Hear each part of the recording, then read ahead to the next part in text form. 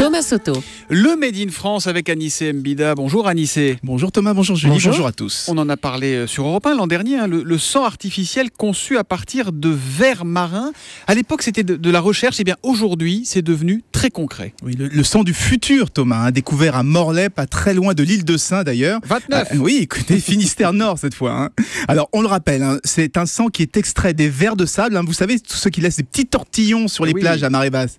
Eh bien, leur hémoglobine est capable de transporter 50 fois plus d'oxygène que du sang humain.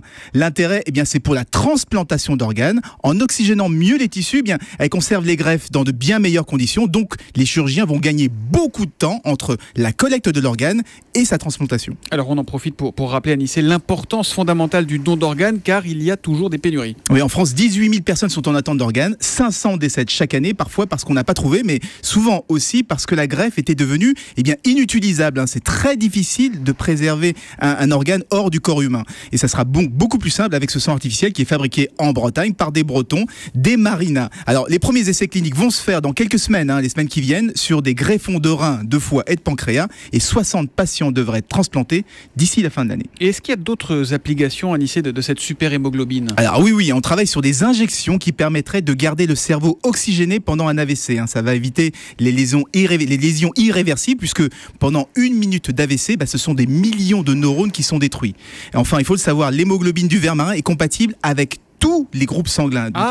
C'est universel. Oui. Donc l'objectif, c'est d'arriver à faire un sang universel, comme vous dites, qui répondrait enfin au problème de pénurie du sang. Donc on attend ça avec impatience. Particulièrement sensible, mon cher Anissé, au fait de ce Made in France, Made in 29, Made in Finistère ce matin ici à l'île de Sein.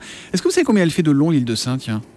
Aucune idée. 2 km. 2 km. Un petit paradis de 2 km. Il y a 140 habitants ici. Et il y a 3 collégiens. Voilà. Et on est bien. Et le soleil, le jour commence tout doucement à pointer le bout de son nez. Le Made in France, tous les matins, après le journal de 6h30 sur Europe 1 avec Anissé Mbida. À lundi, Anissé. À lundi.